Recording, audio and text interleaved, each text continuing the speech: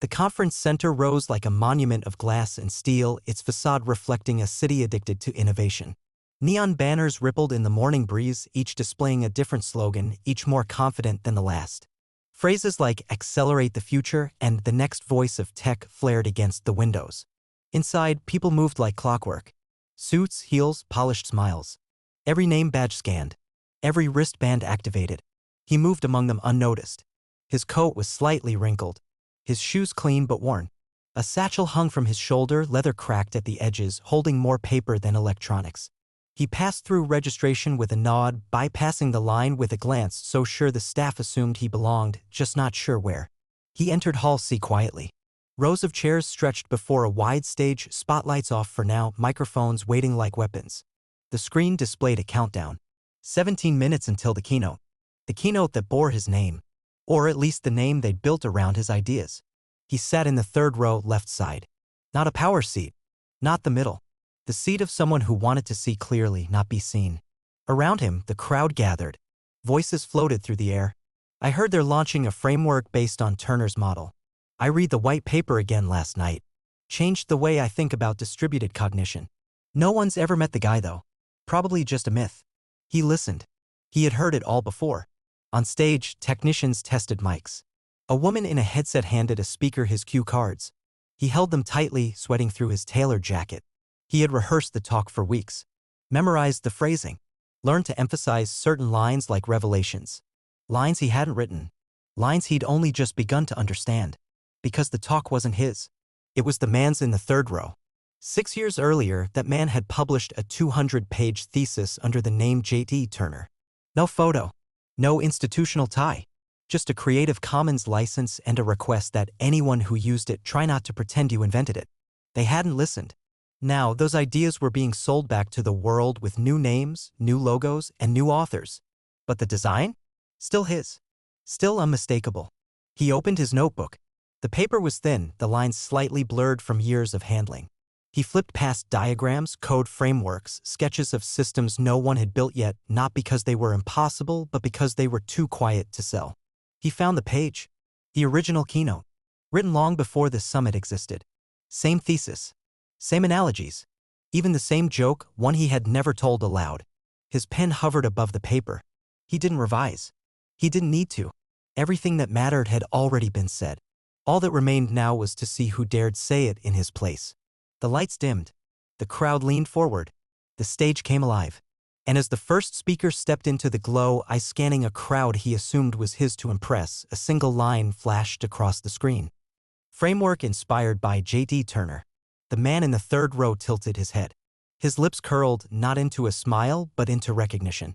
He didn't rise. Not yet. He'd let them begin with borrowed wisdom. Then he would show them what it looked like when the real speaker didn't need a microphone to own the room. The applause began before the speaker reached the podium. Polite. Programmed. A ritual more than a response. He stepped into the spotlight with perfect posture and the trained pause of a man who had practiced looking spontaneous. His eyes scanned the crowd with a hint of insecurity beneath the charm, and for a moment he hesitated, perhaps sensing something off, something unearned. The man in the third row didn't clap. He simply watched. The speaker cleared his throat. The first slide appeared. A title followed by a quote. In the future, systems won't just respond, they'll predict. J.D. Turner. The audience leaned in. But the man behind the quote leaned back. What followed was a symphony of borrowed brilliance. Graphs carefully redesigned in new color palettes.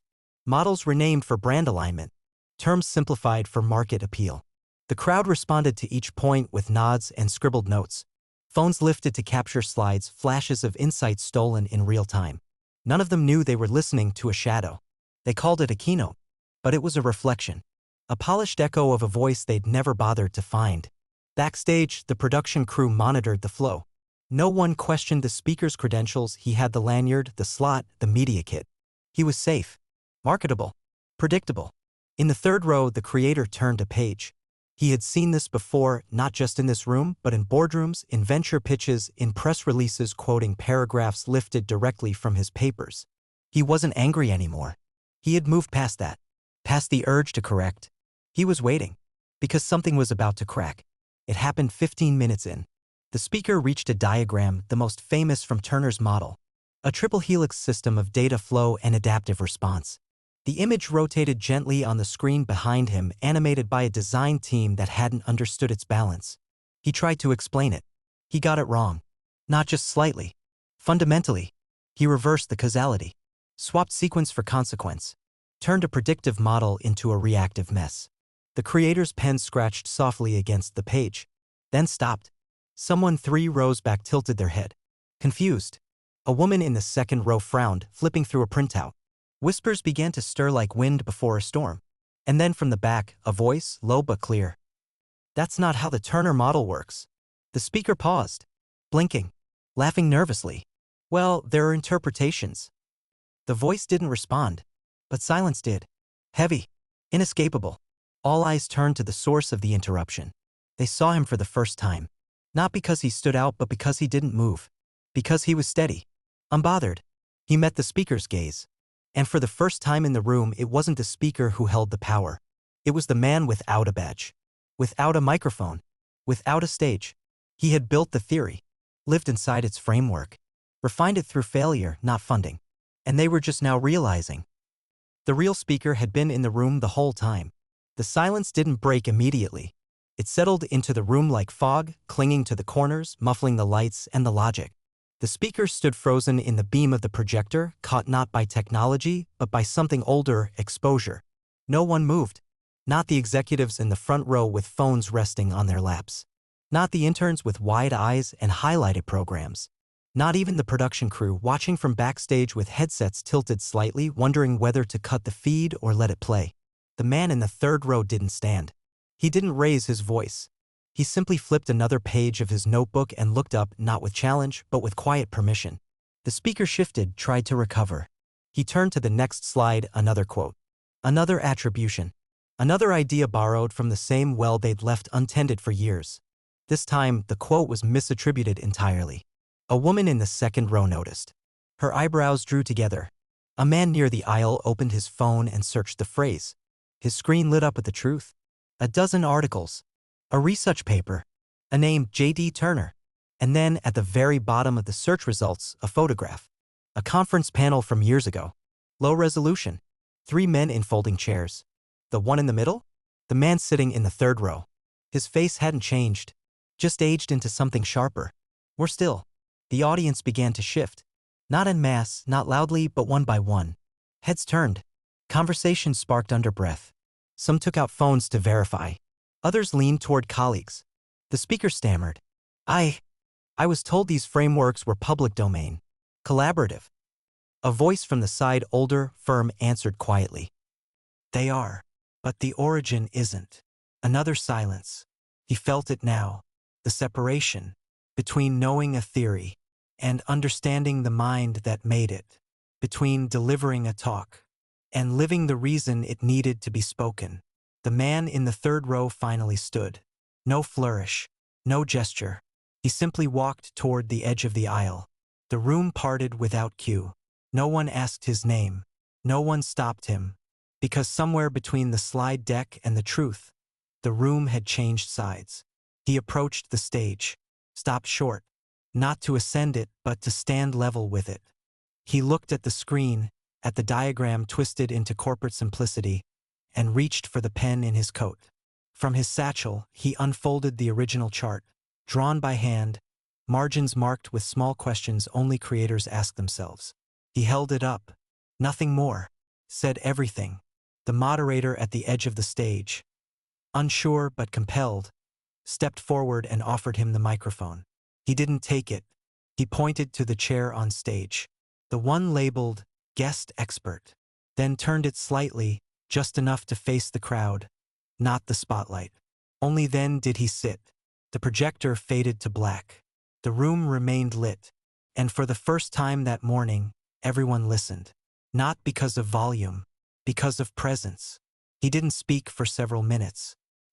He sat with one leg crossed, hands resting lightly over his notebook, eyes scanning the crowd not like a lecturer, but like a builder surveying his work. Not with pride, but with responsibility. The stage lights dimmed, and the house lights rose just enough for the audience to see one another. No longer passive silhouettes in darkness. Now they were witnesses. The speaker who had delivered the opening keynote quietly stepped off stage and found a seat near the back. He didn't remove his mic. He just turned it off. The man in the chair looked out. He didn't introduce himself. He opened the notebook to a page near the end. It wasn't a diagram. It was a question. He tore it from the binding and held it toward the front row. The moderator took it, read it, then turned to the screen behind him and typed it out. It appeared in white, simple letters. What does your system protect? And what does it forget? A murmur rippled through the audience. Not confusion, recognition. Because they all knew what he meant. The frameworks they celebrated were efficient, fast, scalable. But where in the design were the humans who didn't speak like machines? Where were the edge cases that weren't profitable to include? Where were the voices too quiet to tag? He pointed to the next slide on the moderator's laptop. Another quote, not his. A response written in the margin by someone else from another summit, another conversation. It read, "A system is only as ethical as what it ignores."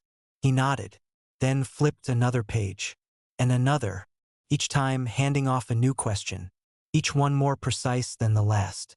No lectures, no hierarchy, just inquiry. The audience leaned in, pens still, phones lowered.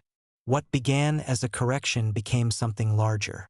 A return, not just to authorship, but to the kind of thinking that didn't ask to impress, only to understand. Somewhere near the middle of the hall, a young developer wiped their eyes.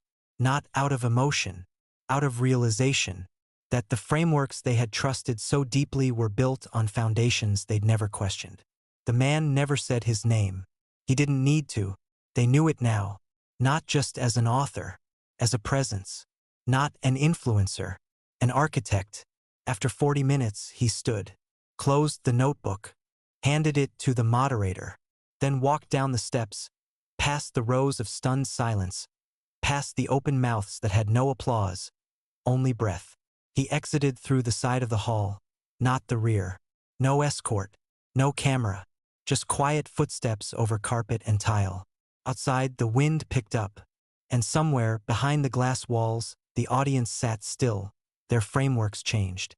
Not by a new tool, but by the man who asked the question no one dared put on a slide. The video circulated by evening. It hadn't been planned. No one had pressed record for marketing. But someone, an intern near the aisle, had instinctively captured the moment the screen faded and the questions began. By midnight, the clip had passed 100,000 views. By morning, it reached 2 million. It wasn't dramatic. It didn't go viral for shock. It was calm, measured. A man in a coat asking questions that undid entire presentations. No sound bites, no clickbait, just clarity. Some called it a masterclass. Others called it a reckoning. The clip had no title, just the description. The real speaker showed up. Back at the summit, panels carried on. Experts rotated through spotlights. Panels debated frameworks. A startup launched a new tool using Turner's logic, though they now added an asterisk beside his name. He wasn't there to see it. He had already left. Not to disappear. To return. To the place where ideas are made before they're monetized. A quiet studio on the edge of a city. Windows open. Chalkboard marked. No security badge required to enter. A desk with no computer, just a light, a pen, and shelves lined with marginalia. Concepts. Crossed out assumptions. Questions too small for stage time, too large to ignore. He sat in the corner. Notebook open, but it wasn't the old one. That notebook had been passed on, now archived in the summit's exhibit space under glass. Visitors stood before it in silence, unsure what to photograph. There were no logos. No diagrams. Just a sentence handwritten on the cover.